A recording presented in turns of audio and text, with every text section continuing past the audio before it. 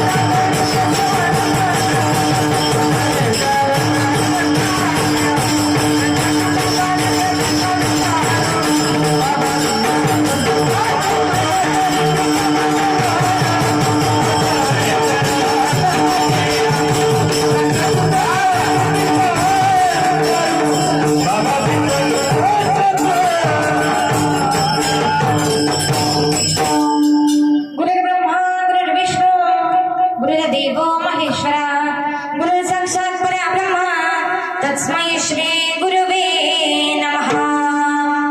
ओम नमो ज्ञानेश्वराय, ओम नमो ज्ञानेश्वराय, ओम नमो ज्ञानेश्वराय, ओम नमो ज्ञानेश्वराय.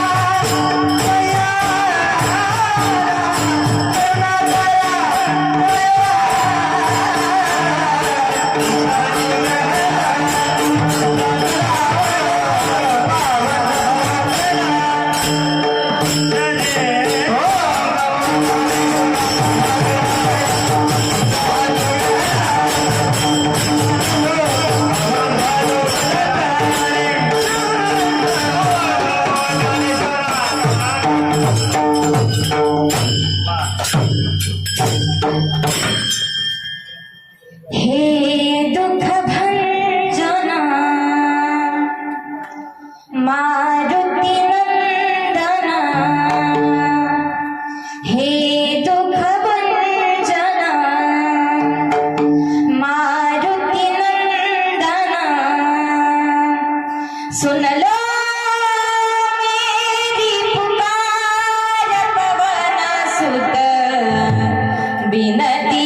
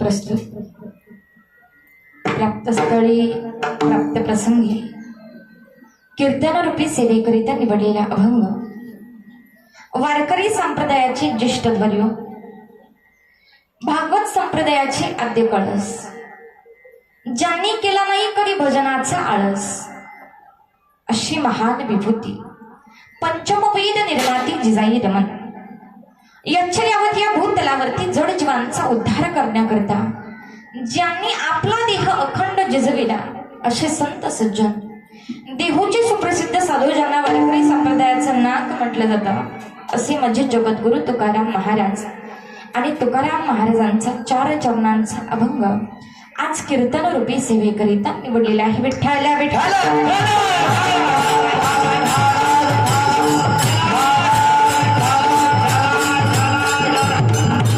संत श्रेष्ठ श्रोते सुसज्जन माईबाप, कैलासवासी वैकुंठवासी यशोदाबाई धोंडीवा ठुमरे या माऊलीच्या प्रथम पुण्यस्मरणाच्या निमित्तानं चालू असणारा आपला एकदिनीय कीर्तनाचा कार्यक्रम. या माऊलीच्या 4ही मुलांनी, त्यांच्या 2 मुलींनी आपल्या आईच्या वर्षश्राद्धाच्या निमित्तानं सुंदर असा कीर्तनाचा कार्यक्रम ठेवला, म्हणून या ठोंबरे कुटुंबाच्या चरणी मस्तक ठेवते. त्याचबरोबर ही कीर्तनाची सेवा ज्यांच्या मार्फत माझ्याकडे सुपूर्द करण्यात आली ते असणारे नीलकंठेश्वर दादांच्याही चरणी मस्तक ठेवते. त्याचबरोबर कीर्तनकार या नात्यानं अल्पसा परिहार द्यायचा या न्यायानं आज माझ्या कीर्तनाला गोड मृदंगाची साथ करणारे माझे गुरुबंधू आहेत. राशीनगावचं भूषण आहे हबप प्रमोद महाराज पालवे. मूर्ती लहान आहे बाबा, पण कीर्ती महान आहे. महाराजांच्या चरणी मस्तक ठेवते. त्याचबरोबर गोड अशी गायनाची साथ करण्याकरता तेही राशीनगावचं भूषण आहे. हा बाप्पा श्रीराम महाराज काळे. महाराजही पखवाज वाजवतात आणि गायनही करतात, तशी काही अडचण नाही. महाराजांच्या चरणी मस्तक ठेवते. त्यांच्या शेजारी उभे असणारे माझे पती आहेत जे आमच्या हंगेवाडी गावचं भूषण आहे, युवा कीर्तनकार आहेत. गायनही गोड करतात आणि मृदंगही गोड वाजवतात. हा बाप्पा हनुमंत महाराज महानोर महाराजांच्या चरणी मस्तक ठेवते. त्याचबरोबर आमच्या समवेत आलेले बाळूमामांचे निस्सिम भक्त, जे बाळूमामांच्या 9 नंबरच्या बग्यामध्ये 15 नंबरच्या बग्यामध्ये कार्यरत असतात, सेवा करतात. मामांची आमचे नवदादा माने हे दादांच्या चरणी मस्तक ठेवते. आपल्या पंचक्रोशीतील सर्व गायकवृंद, सर्व टाळकरी, सर्व भजनी मंडळ, महिला मंडळ असेल त्यांच्याही चरणी मस्तक ठेवते. ज्ञात अज्ञात सर्व महाराज मंडळी, ज्यांच्या ज्यांच्या नावापुढे ह भ प नावाची पदवी लावलेली आहे, अशा प्रत्येकाच्या चरणी मस्तक ठेवते. माझ्या आई समान, बहिणी समान असणारे सर्व माता भगिनी, वडिलांसमान, भावासमान असणारे सर्व पुरुष वर्ग, प्रत्येकाच्या चरणी मस्तक ठेवते. त्याचबरोबर कीर्तन शूटिंग करण्याचं काम चाललेलं आहे. दादा चॅनलचं नाव काय? रंग कीर्तनाचा. रंग कीर्तनाचा. तुमचं नाव काय? सूर्यकांत केकान.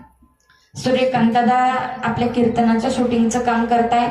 रंग कीर्तनाचा फक्त आजच नाही तर तुम्हाला चंद्र सूर्य तारे असेपर्यंत आज झालेलं कीर्तन YouTube वरती पाहायला मिळणार आहे.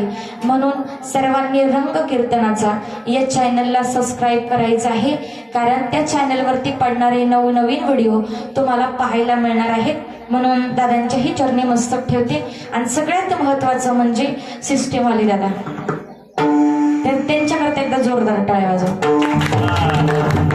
खूप गोड अशी साऊंड सिस्टीम लावलेली आहे, कारण या भागात आलं की सिस्टीमची फार बोंबाबोंब असते. चांगली सिस्टीम भेटतच नाही. म्हणून मी वारंवार दादांना फोन करून सांगत होते, कीर्तनाचं कसंही ओपन सिस्टीम चांगली सांगा. अगदी गोड सिस्टीम आहे. दादांच्याही चरणी मस्तक ठेवते आणि कीर्तनाला सुरुवात करते. विठ्ठला विठ्ठला.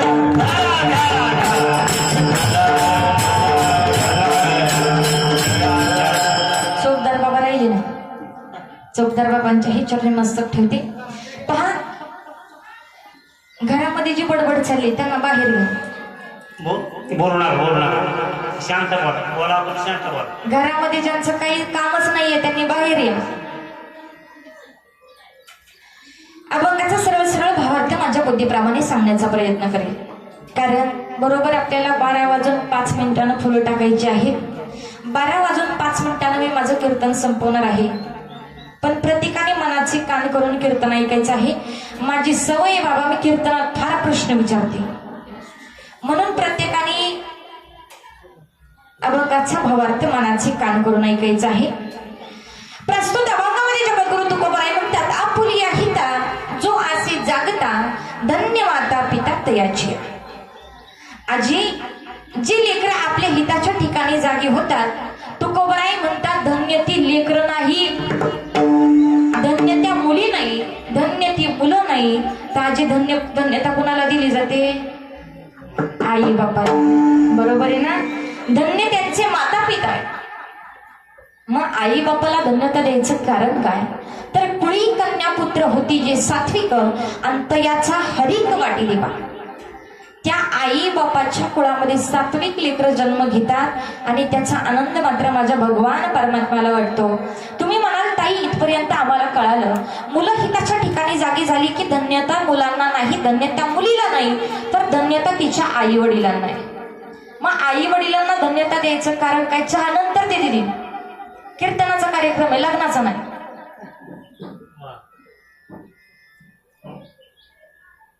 आई वडिलांना धन्यता द्यायचं कारण काय? तर त्या आई बापाच्या कुळामध्ये सात्विक मुलं जन्म घेतात, म्हणून त्या आई वडिलांना धन्यता आहे. ताई, इथपर्यंत आम्हाला कळालं. पण ही मुलं काय करतात? मुलं हिताच्या ठिकाणी जागी आहेत, मुलं सात्विक कुळात जन्माला आलेत. ही ओळखायचं कशावर? इगो कमी करा. ही मुलं नेमकं काय करतात? तर गीता भागवत करीती श्रवण आणि अखंड चिंतन विठवाचे. ही मुलं काय करतात? तर गीता आणि भागवताचं पारायण करतात आणि अखंड त्या देवाच्या नामाचं नामचिंतन करतात. म्हणून शेवटच्या चरणामध्ये माझे तुकोबाराय म्हणतात की अशा मुलांची मला सेवा घडो, अशा मुलांची मला सेवा घडो.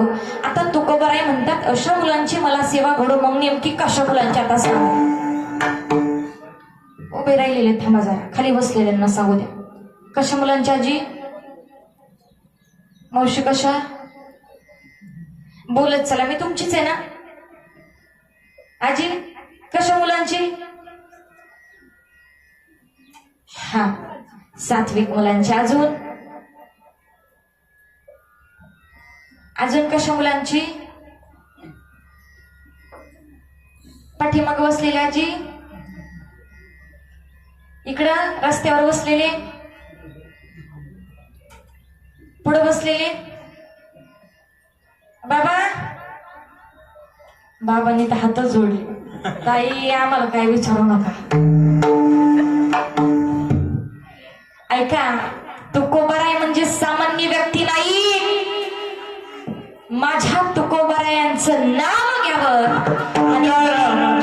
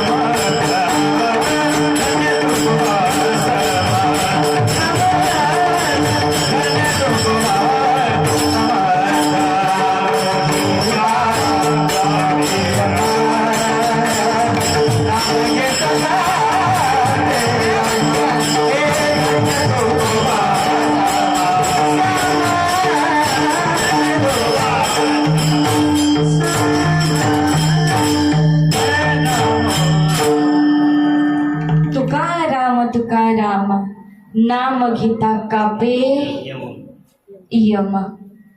तुकोबारायांचं नाव घ्यावं आणि दक्षिणेच्या राजानं म्हणजे यमानं थरथर कापावं.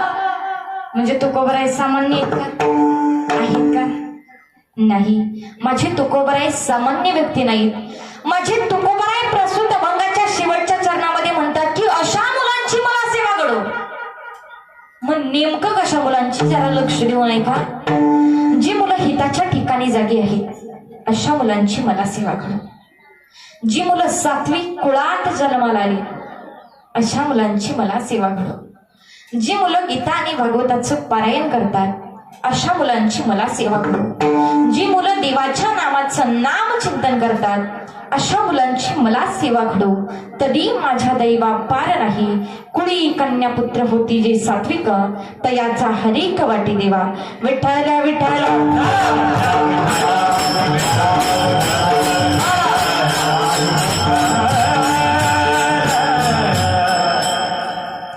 पहा, अभंगाचा सरळ सरळ भावार्थ माझ्या बुद्धीप्रमाणे सांगण्याचा प्रयत्न केला आहे. बाबा एकदा का अभंगाचा भावार्थ कळाला की अभंग हा पूर्णपणे सुटल्यासारखा असतो. म्हणून अभंगाचा भावार्थ फार सोप्या पद्धतीनं माझ्या भाषेत मांडण्याचा प्रयत्न केला आहे. कारण मावशी, प्रत्येकाच्या बुद्धीनुसार अभंगाचा भावार्थ हा वेगवेगळा निघू शकतो. वाणी सामान्य व्यक्तीची नाही, वाणी जगद्गुरु तुकोबारायांची. आजही माझ्या तुकोबारायांच्या अभंगावरती, अभंगातल्या एका एका चरणावरती, चरणातल्या एका एका शब्दावरती महिना महिना कीर्तन आणि प्रवचन करणारी विद्वान माणसं अजूनही हयात आहेत. जर त्यांनाच अभंगाचा भावार्थ कळाला नाही तर माझ्यासारख्या एका छोट्याशा पामराला काय कळावा. परंतु माझ्या बुद्धीला जसं जमेल तसं तुमच्या समोर मांडण्याचा प्रयत्न केला आहे. प्रस्तुत अभंगामध्ये जगद्गुरु तुकोबाराय म्हणतात की प्रत्येक माणसानं, प्रत्येक व्यक्तीनं, प्रत्येक स्त्रीनं, प्रत्येक पुरुषानं, प्रत्येक बालकानं, प्रत्येक वृद्धानं हिताच्या ठिकाणी जाग झालं पाहिजे. बरोबर आहे ना? इकडे बसलेले काका, माणसानं हिताच्या ठिकाणी जाग झालं पाहिजे. पण माझा आता तुम्हाला सर्वांना एक प्रश्न आहे, जरा लक्ष देऊ नाही का? आजी, आपल्याला आपलं हित कळत नाही का?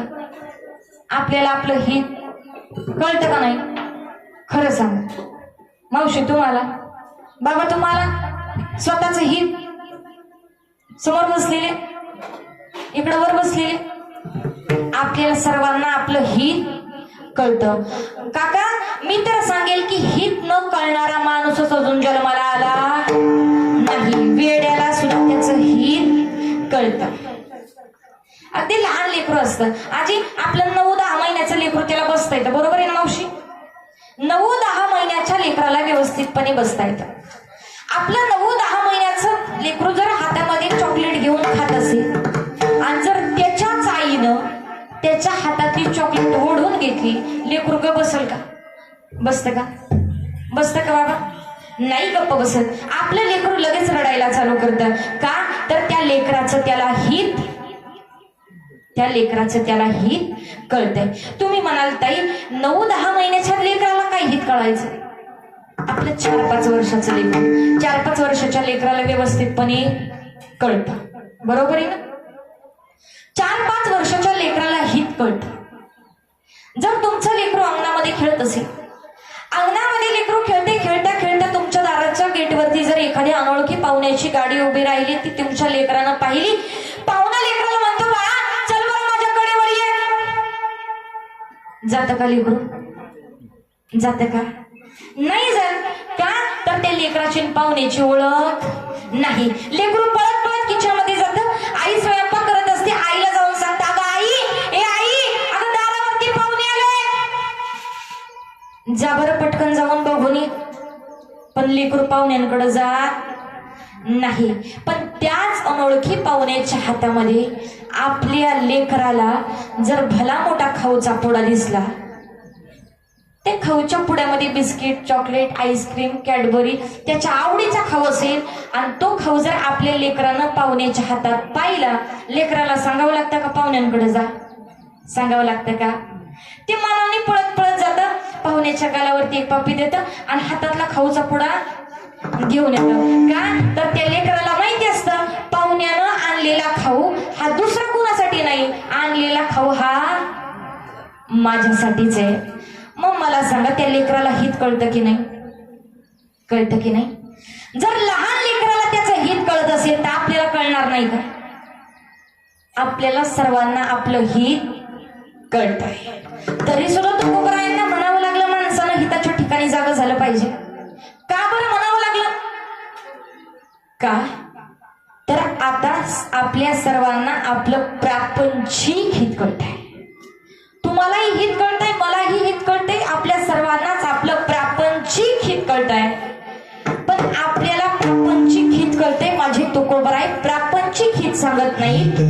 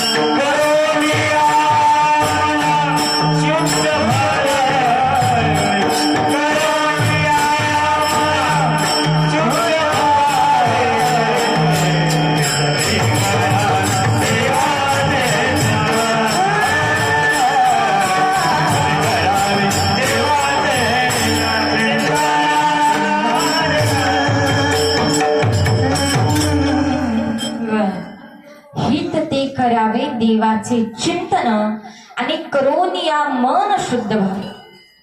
पहा, तुम्हाला मला सर्वांना प्रापंचिक हित कळतंय, पण माझे तुकोबाराय प्रापंचिक हित सांगत नाही. हित सांगतायत परमार्थिक हित. आणि परमार्थिक हित म्हणजे काय? तर या मुखानं त्या भगवंताचं भजन करायचंय, या मुखानं त्या भगवंताचं नामस्मरण करायचंय. पण आता त्या देवाचं नामस्मरण करावं असं कुणालाही वाटत नाही. लोक कीर्तनात बसल्यात पण हातानं टाळी वाजवत नाही, तोंडानं विठ्ठल विठ्ठल म्हणत नाही. म्हणजे तुम्हाला तुमचं पारमार्थिक हित कळत नाही. पहा, आज प्रत्येकाला प्रापंचिक हित कळत आहे, पण खऱ्या अर्थानं ज्याला परमार्थिक हित कळतं, जो परमार्थिक हिताच्या ठिकाणी जागा आहे, तुकोबाराय म्हणतात, जो परमार्थिक हिताच्या ठिकाणी जागा आहे तो धन्य नाही, तर त्याचे माता पिता धन्य आहे. आपुली आहे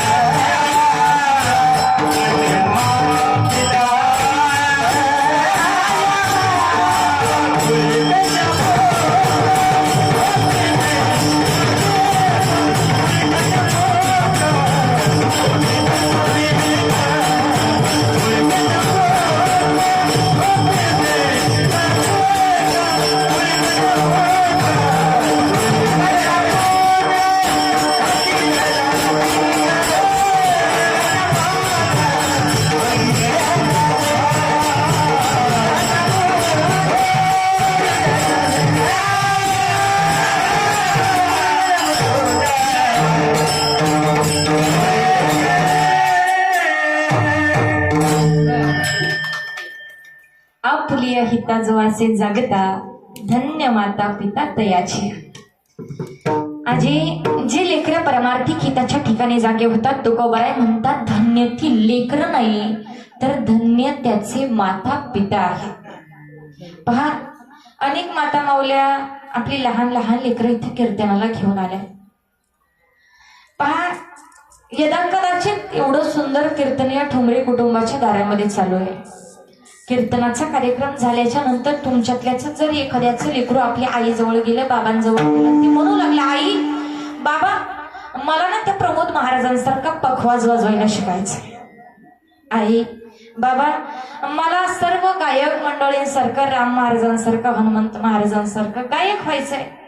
आई बाबा मला सुद्धा टाळ वाजवायला शिकायचंय. आई बाबा त्या ताईंसारखं मला सुद्धा कीर्तनकार व्हायचंय. त्याच्यासाठी मी गळ्यामध्ये पवित्र अशी तुळशीची माळ घालू का? याच्यातले किती आई बाप आपल्या लेकराला माळ घालायला तयार होतील? बोटावर करा बरं.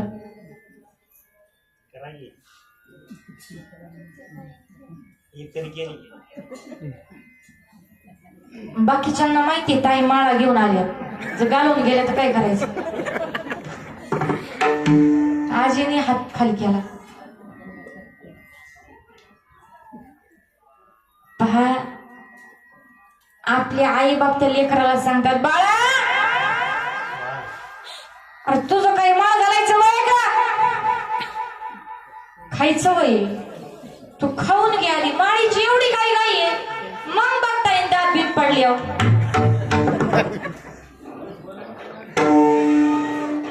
बरोबर आहे ना? खरंय का खोटं आहे?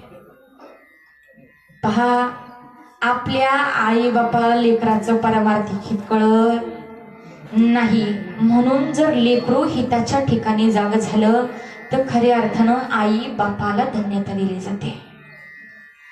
आज प्रापंचिक हित प्रत्येकाला कळतंय. या प्रपंचाची बाधा तुमच्या माझ्यासारख्यांना होईल याच्यात नवल नाही. या प्रपंचाची, या संसाराची बाधा चांगल्या चांगल्यांना झाली आणि त्यांची फजिती पहा. ऐकू द्या. इंद्र पडली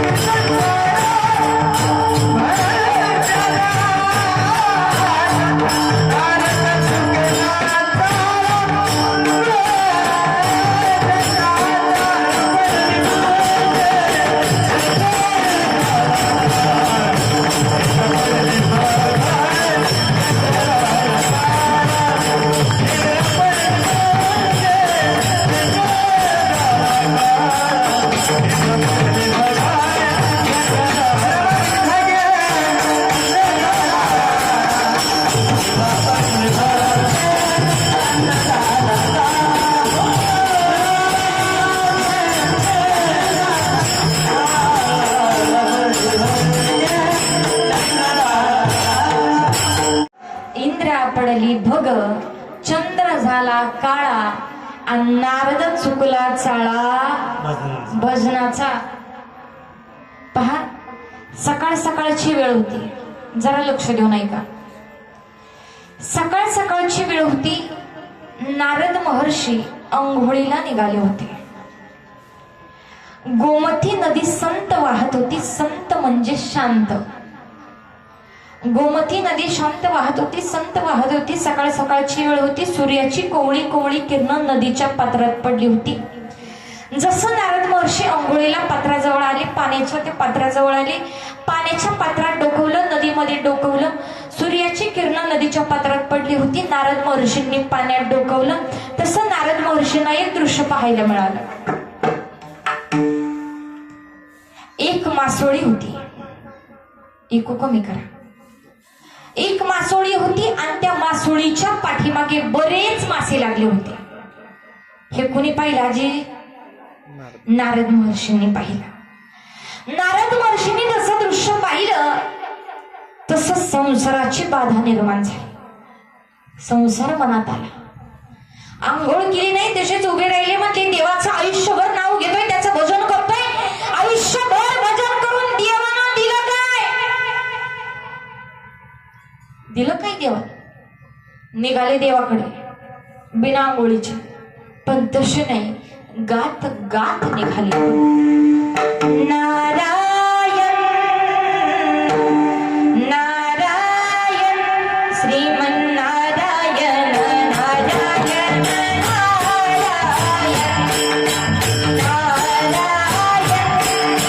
नारायण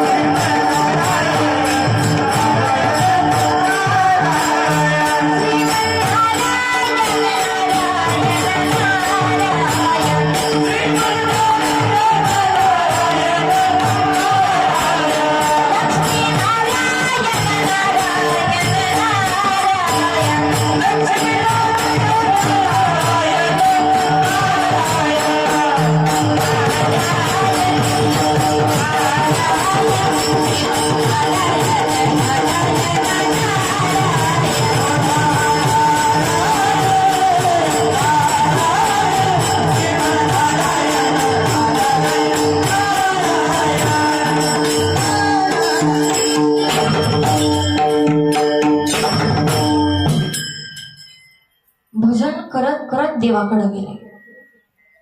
भगवान परमात्म्याने पाहिलं नारद महर्षी बिना आंघोळीचे एवढे सकाळ सकाळ आले. देवानं नारद महर्षींना प्रश्न विचारला, ए नारदा, अरे एवढ्या सकाळ सकाळ माझ्याकडे काय काम काढलं? ते म्हणले, देवा ते सोडा, आयुष्यभर तुमचं भजन केलंय, तुमच्या नावाचं चिंतन केलंय, भजन करून दिलं काय?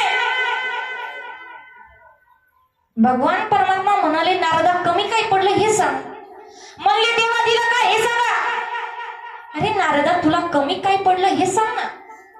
म्हणले, देवा कसं आहे ना, स्वतःकडे भरपूर असलं की लोकाची कमी दिसत नाही.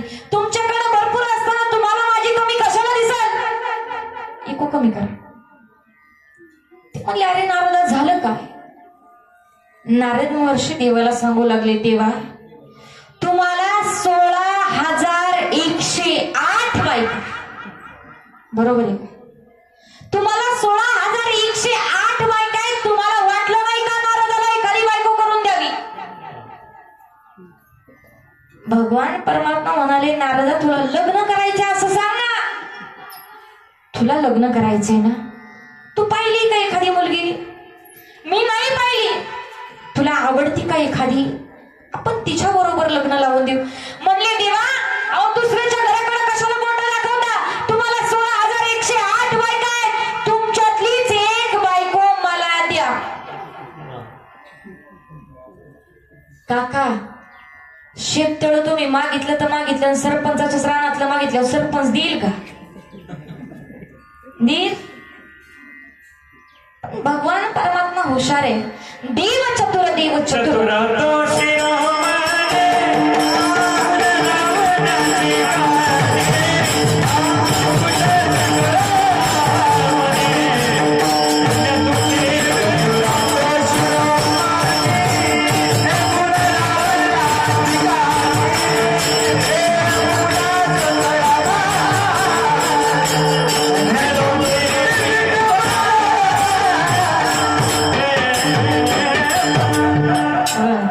चतुरातो शिरोमणी गुण लावण्याची खाणे.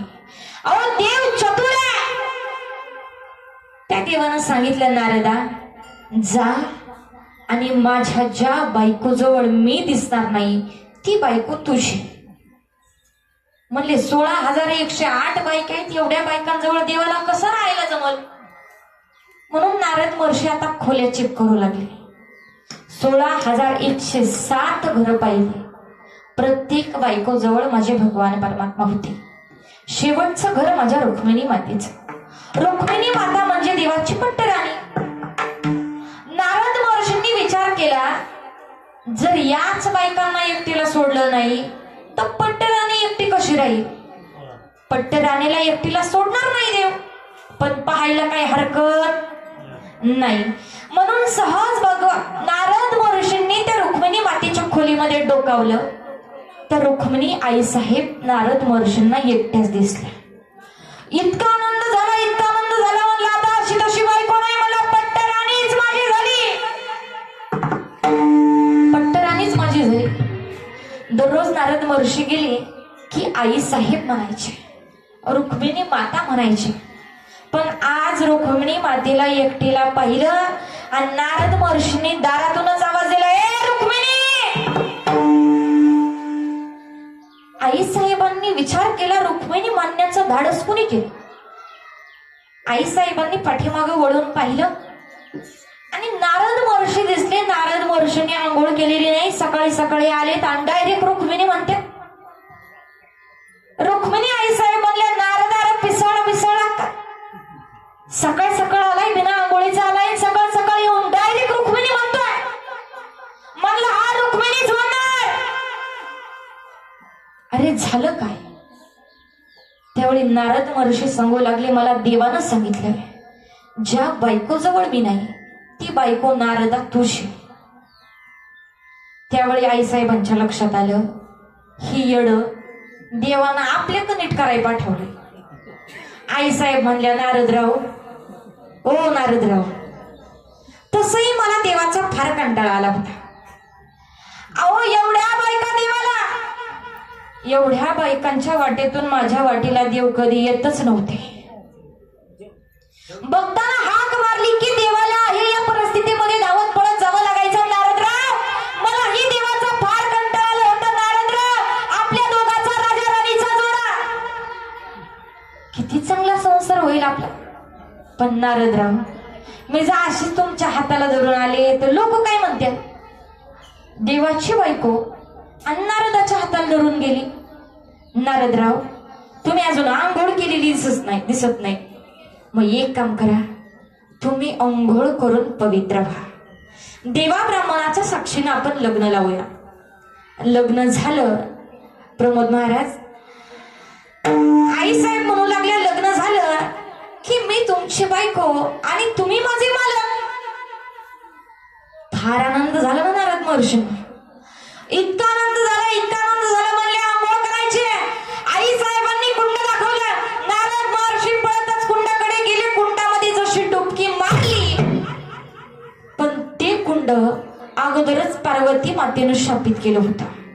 भगवान शंकर सोडतात जो कोणी त्या कुंडात आंघोळ करेल त्याचं लिंग परिवर्तन होईल. समजतंय ना? जशी नारद महर्षींनी पाण्यात डुबकी मारली तशी डोक्यावरची एंटेना सारखी असणारी शेंडी गेली आणि कमरेपर्यंत वेणी आली. गळ्यामध्ये असणाऱ्या सुंदर तुळशीच्या माळा गेल्या आणि काही आजी सारखे दागिने आले. मंगळसूत्र आलं, राणी हार आला, लक्ष्मी हार आला, अजून बोरमाळ, चप्पल हार.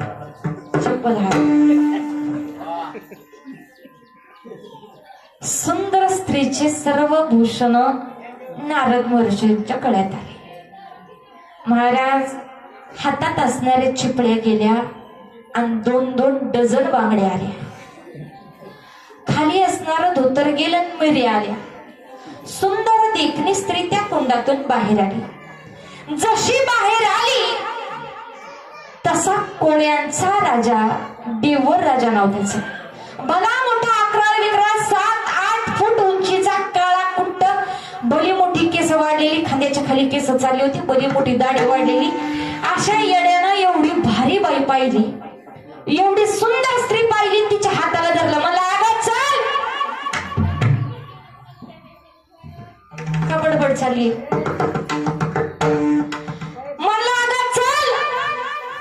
अगं चल म्हणल्यावर स्वतःच्या शरीराकडे पाहिलं. आपलं झालंय काय? तेव्हा लाग नाही, मी आता पुरुष होतो.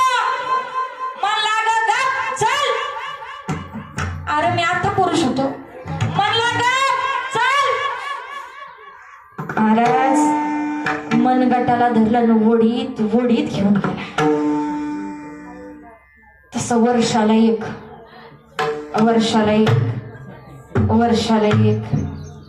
काय बाबा वाढदिवस, लेकर आजी 60 वर्षात 60 मुलं झाली. कुणाला? आजी हुशार दिसते का? ही समोर बसले काय काय म्हणले? नारदाला कशी पुरवते? नारदाची नारदी झाली. या नारदीला 60 वर्षामध्ये 60 मुलं झाली. 60 मुलं झाल्याच्या नंतर ती नारदी म्हणती, मालक 60ही मुलंच होईल.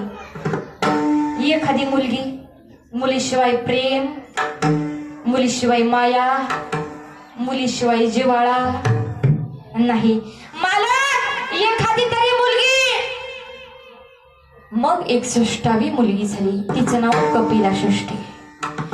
61 लेकरं झाली आणि कशी बशी त्या येड्याच्या तावडीतून सुटली. त्या कुंडात जाऊन पुन्हा डुबकी मारली. पुन्हा जैसे थे. आता जसे नारद महर्षी त्या कुंडातून बाहेर आले तसे पळायला लागले.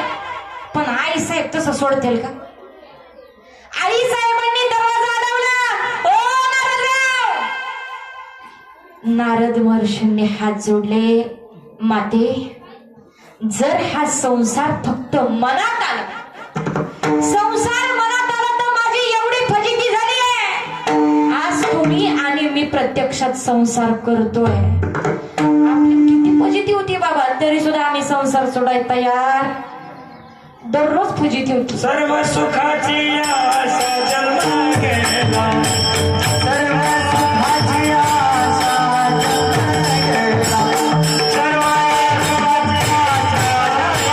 गेला, सर्व सुखाची आशा गेला,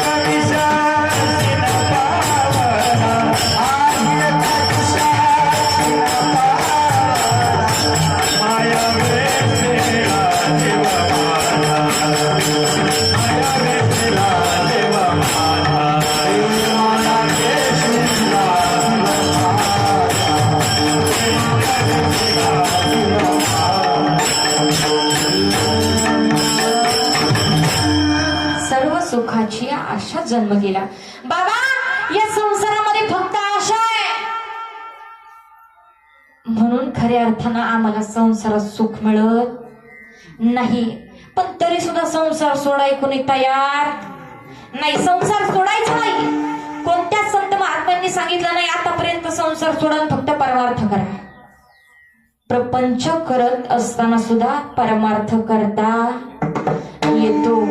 प्रपंची असोनी परमार्थ साधावा आणि वाचे आठवावा पांडुरंग. फार सोपा आहे परमार्थ करणं. फक्त तो परमार्थ आम्हाला करता आला पाहिजे. ते परमार्थिक हित कळालं पाहिजे.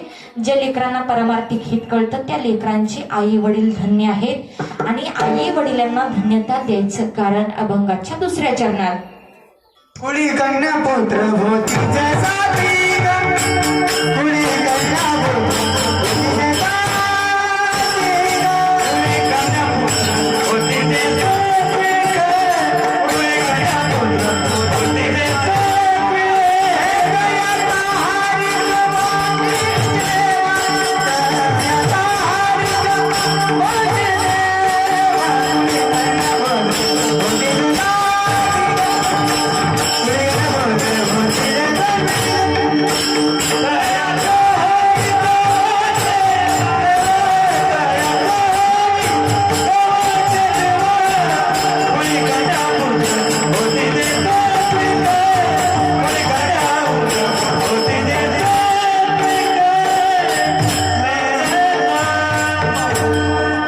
कुळी कन्या पुत्र होती जी सात्विक आणि तयाचा हरिक वाटे देवा.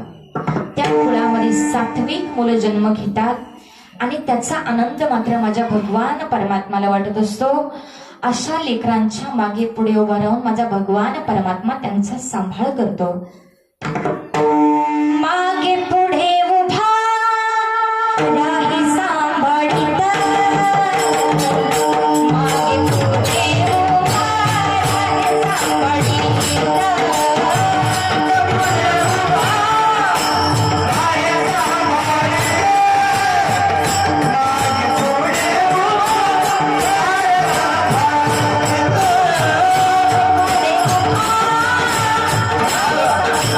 Bye.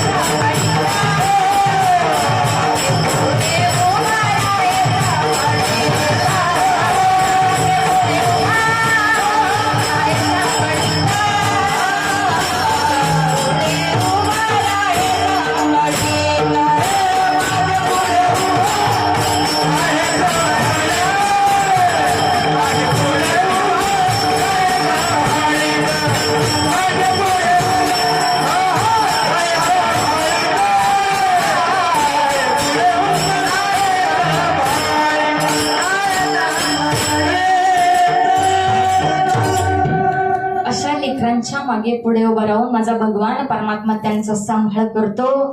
पहा, लेकरानं परमार्थी हिताच्या ठिकाणी जाग झालं पाहिजे. कारण प्रपंच आयुष्यभर केला, मरेपर्यंत केला तरी प्रपंच पूर्ण होत नाही.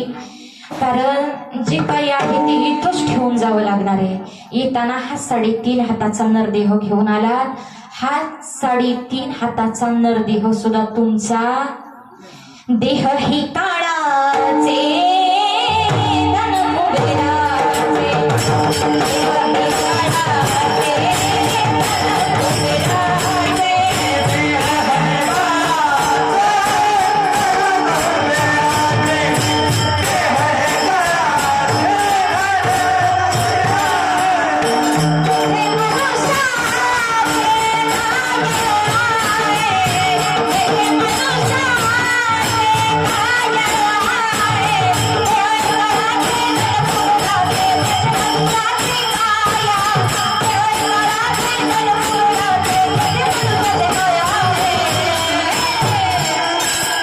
देह ही काळाचे धन कुबेराचे.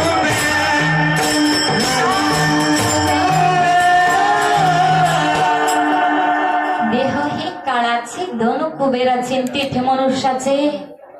काय आहे आपलं काहीच नाही मावशी. लोक म्हणतात घर माझे प्रपंचा खा माझा आहे. अहो, तुमच्या प्रपंचात आहे तरी काय? बोटामध्ये 2-3 अंगठे, गळ्यात एखादी चैन, मनगटावर एखादं ब्रासलेट, बसायला एखादी गाडी, राहायला एखादी माडी, 20, 25, 50 एकर जमीन आता फार झाली असते. कुठं हायवेला गुंठे 2 गुंठे, गाडी 2 गाडी, एखादा फ्लॅट आणि घरी बायको, पोरं आणि आई बाप झाला आपला. याच्या पलीकडं काय? राजा रावणाची संपत्ती आहे का कोटी, घरी जेथे काश्य आणि तांब्याची, शुद्ध कांचनाची सप्तकोटी. पण तुका म्हणे ज्याची संपदा एवढी, सांगा ती कवडी गेली नाही. कवडी सुद्धा राजा रावणाला नेता आली नाही. राजा रावणाची अख्खी लंका सोन्याची होती. आपल्या घराला 1 वीट सुद्धा सोन्याची नाही. मग काय या संसाराचा अहंकार करता, का गर्व करता? जेवढे आम्ही कीर्तनकार कीर्तन सांगत असतो, घरदारा, बायको, मुलं, प्रपंच यातलं आपलं काही सुद्धा नाही. काय लय अतिशहाणे असते ते आम्हाला हसते. कीर्तनकाराचा दादाचंही सांग. मग अशा लोकांना माझे नाथ बाबा उत्तर देतात, हे जरी नाही काल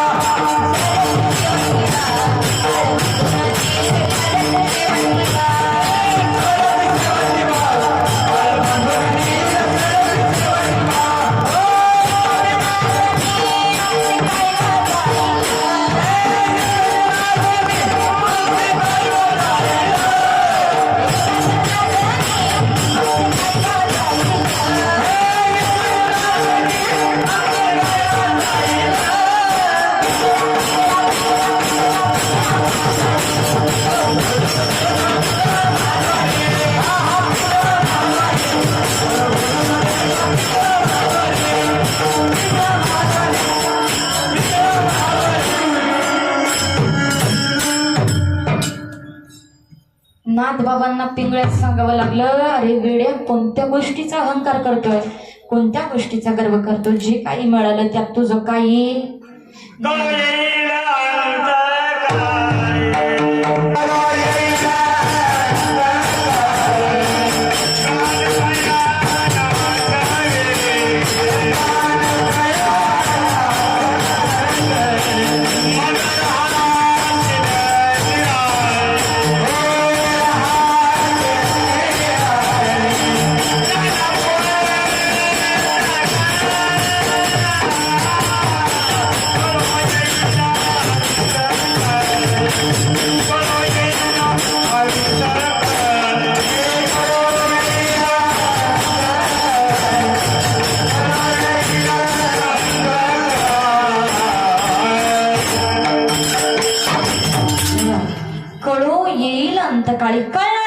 पण कधी शेवट.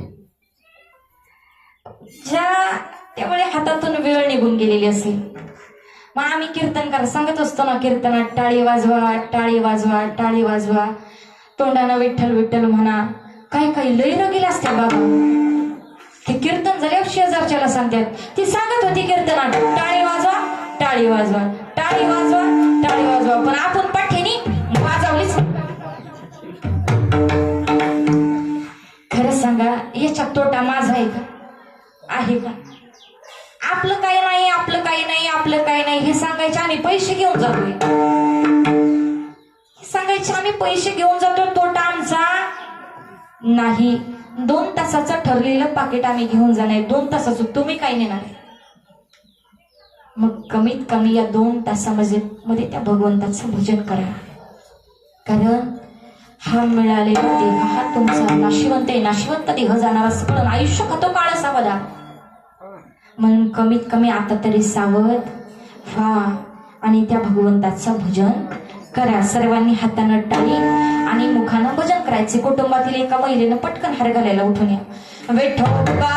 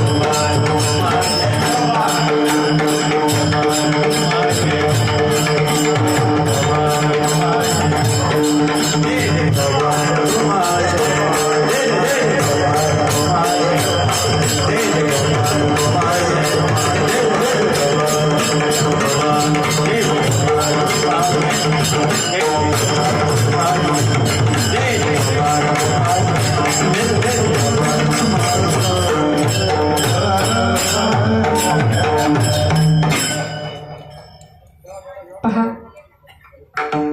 बडबड नका करू. फुलं वाटा पण मावशी ते देत आहे, बडबड का करताय? आज या कुटुंबातील एक आई नावाचं अस्तित्व जाऊन पूर्ण 1 वर्ष झालेलं आहे. या कुटुंबातील या आजीच्या मुलांना नातेवाईकांना दुःख होणं साहजिक आहे. परंतु या सृष्टीचा नियम आहे, जो जन्माला आलाय त्याला जावं लागते हे निश्चित आहे. उपजली या पिंडा मरण सांगते. जो जन्माला आलाय त्याला मरण. थांबायला का म्हणून उशीर झाला.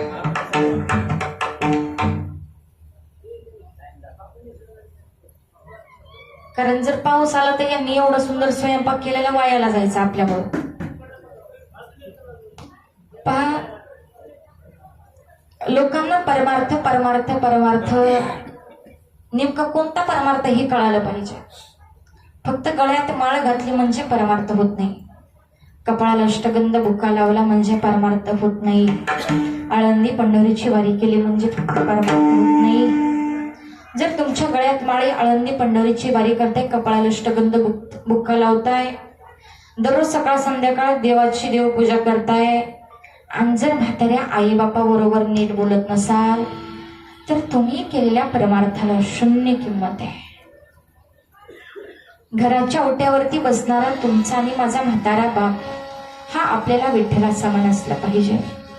घरामध्ये एखाद्या कोपऱ्याला बसणारी आपली म्हातारी माऊली ती आम्हाला रखुमाई समान असली पाहिजे. ज्यावेळी तुम्हाला हे वाटेल ना त्यावेळी खऱ्या अर्थानं समजून जा की आज आपल्याकडून परमार्थ नावाची गोष्ट घडतीये. तोपर्यंत म्हणायचं नाही आमच्याकडून परमार्थ घडतोय. आई काय असते हे आई गेल्यानंतर समजतं. ज्या दिवशी आई जाईल ना खऱ्या अर्थानं त्या दिवशी आईची किंमत कळते. आज या कुटुंबातील माझ्या माता माऊल्यांना विचारा की आईची किंमत काय. हो, आईचं वय आज खऱ्या अर्थानं आजी गेलं तर आजींचं वय 110 वर्ष होतं. 110 वर्षाची आजी होते. त्यांच्या कुटुंब नातेवाईक जर धरले 250 माणसं.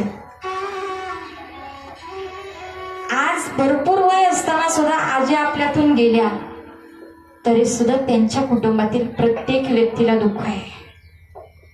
कारण एका व्यक्तीनं कुटुंबाकरता राबावं, हाडाची काळं करावी, रक्ताचं पाणी करावं, दिवसाची रात्र करावी, रात्रीचा दिवस करावा आणि एका क्षणामध्ये या सगळ्यांना पोरकं करून निघून जावं. नक्कीच यांना दुःख होणं साहजिक आहे. अहो, आई म्हातारी असू द्या, आई 70, 75, 80ची असू द्या, आई 110 वर्षाची असू द्या, पण आई ती आई असते. आई ती आई असते. आजी म्हणजे आई नाही, आत्या म्हणजे आई नाही, मावशी म्हणजे आई नाही, काकी म्हणजे आई नाही. आई ती आईच असते. लेकरावरती प्रेम करते, निस्वार्थी प्रेम करते, तिला आई म्हणतात. या जगाच्या पाठीवरती आई गेल्यानंतर प्रत्येक व्यक्ती म्हणते आम्ही आईच्या जागी प्रेम करू, आम्ही बापाच्या जागी प्रेम करू. दादा, आई बापासारखं होता येतं, आई बापासारखं होता येतं, पण आई बाप मात्र कोणाला होता येत नाही. आई बाप मात्र कोणाला होता येत नाही.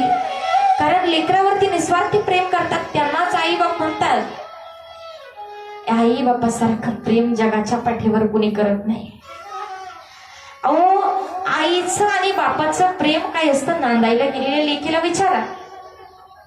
एका मुलीचं माहेर पण तिथपर्यंत असतं जोपर्यंत तिच्या माहेरामध्ये तिची आई बाप जिवंत आहे. बरोबर आहे ना? मुलीचं माहेर पण तिथपर्यंत असतं जोपर्यंत तिच्या माहेरात तिची आई बाप जिवंत आहे. एकदा का आई बाप गेले की मुलीचं माहेर पण संपल्यासारखं असतं. एकदा का आई बाप गेले की मुलीला माहेरामध्ये चप्पल सोडायला सुद्धा जागा उरत नाही. तुम्ही म्हणाल ताई असं का बोलताय? अहो, आई बापाच्या पाठीमागं प्रेम करणारे नसतात का? आई बापाच्या पाठीमागं जीव लावणारे नसतात का? दादा, मावशी, आई बापाच्या पाठीमागं प्रेम करणारेही असतील, जीव लावणारेही असतील, पण ज्या हक्कानं आम्ही आईला काहीतरी सांगत असतो, आईला काहीतरी मागत असतो, त्या हक्कानं आम्हाला पुन्हा मागता येत नाही, पुन्हा बोलता येत नाही. ती आई असते दादा. जोपर्यंत आई बाप जीवनात आहेत तोपर्यंत त्यांना सांभाळण्याचा प्रयत्न करा, त्यांना जपण्याचा प्रयत्न करा. कारण आई बाप गेल्याच्या नंतर त्यांच्या 10व्याला 13व्याला वर्षश्राद्धाला लाडूचं काय, बुंदीचं काय, तुम्ही गुलाबजामचं जरी जेवण घातलं तर गेलेले आई बाप परत मिळणार नाही. ते गेल्यानंतर रडूनही काही फायदा नाही. ते गेल्यानंतर आमच्या डोळ्यात पाणी जरी आलं, डोळ्यात आलेलं पाणी पाहण्याकरता तुमची आई नसेल, डोळ्यात आलेलं पाणी पाहण्याकरता तुमचा बाप नसेल. म्हणून आई बाप जोपर्यंत जिवंत आहे तोपर्यंत त्यांना सांभाळायला शिका, त्यांना जपा.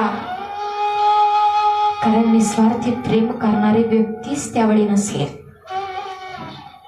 पहा, आज या कुटुंबातील आई गेली आहे. आज या कुटुंबातील प्रत्येक व्यक्तीला पोरकं झाल्यासारखं वाटत असेल. एक गेलेली आई आपल्याला लेकरांना सांगते, मी तुझ्यासाठी जीवन जाईले रे बाळा, तुने नाही पाणी पाजले. मी तुझ्यासाठी जीवन जाईले रे बाळा, तुने नाही पाणी पाजले. तुझ्यासाठी जीवन जाईले रे बाळा.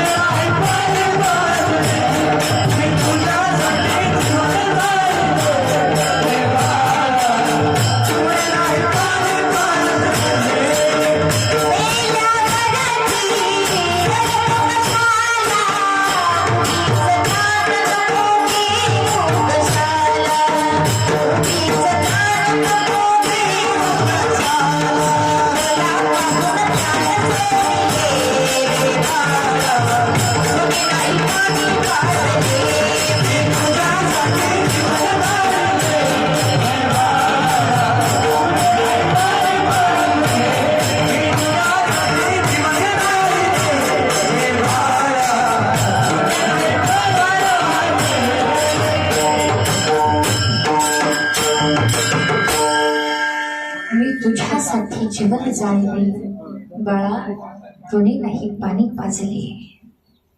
गेल्यानंतरही आपल्या लेकराची काळजी करते ना, तिला आई म्हणतात. आई ही मायेचा सागर आहे. आई माझी मायेचा सागर, दिला तिने जीवनाकार.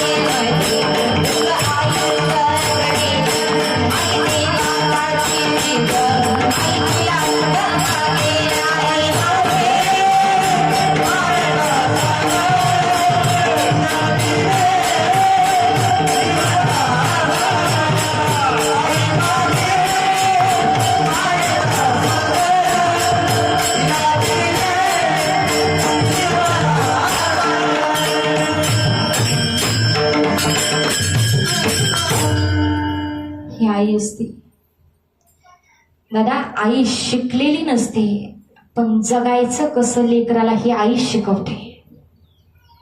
म्हणून आई बाप जोपर्यंत जीवनात आहेत ना, तोपर्यंत त्यांचं प्रेम समजून घेण्याचा प्रयत्न करा. आज या कुटुंबातील व्यक्तींना नक्की या आईची आठवण येत असेल, नक्की दुःख झालंय, परंतु या दुःखातून सावरण्याकरता भगवान परमात्म्याने त्यांना शक्ती बुद्धी सामर्थ्य देवो, हीच तर ईश्वराच्या चरणी प्रार्थना करते. आपली वेळ होऊन गेलेली आहे. कीर्तनरूपी सेवेकरिता तुकोबारायांचा भंग घेतला होता. आपुल्या हिता जो असे जगता धन्य माता पिता तयाची कुळी कन्यापुत्र होती जी सात्विक, तयाचा हरेक वाट देवा. गीता भागवत करीती श्रवण, अखंड चिंतन विठोबाचे. तुका मने मज घडो त्यांची सेवा, तरी माझ्या दैवा पार नाही. कुळी कन्यापुत्र होती जी सात्विक, तयाचा हरेक वाटे देवा. अभंगावरती बोलण्याचा प्रयत्न करत असताना जर माझ्या वाणीतून कुणाला अपशब्द केला असेल तर तो माझ्या वाणीचे दोष म्हणून माझा मला परत करा. जे काही बरोबर होतं ते तुम्हा सर्व संत मायबाप आणि माझे स्वर्गवासी वडील हबप काका महाराज टिंगले यांचे आशीर्वाद. सर्वांना एक सूचना आहे, जर कॉन्टॅक्ट नंबरसाठी कोणाला कार्ड पाहिजे असेल, कीर्तन झालं की संपर्क साधा. नाही संपर्क साधता आला तर भक्तिमय छाया या यूट्यूब चॅनेलवरती माझे कीर्तन आहेत आणि बाळूमामांची अनेक चरित्र आहेत. आज ज्या भगवान परमात्म्याच्या चरित्रामुळे माझं नाव भरपूर मोठं झालं आहे. बाळूमामांचं चरित्र जर म्हणलं तर अवघ्या मोजक्या कीर्तनकाराची यादी समोर येते, त्याच्यामध्ये माझंही नाव पाहायला मिळतं. म्हणून एकदा सर्वांनी बाळूमामांचं सुंदर असं भजन गायचं आहे. दोन्ही हातवरती करा, कलाकार सोडून.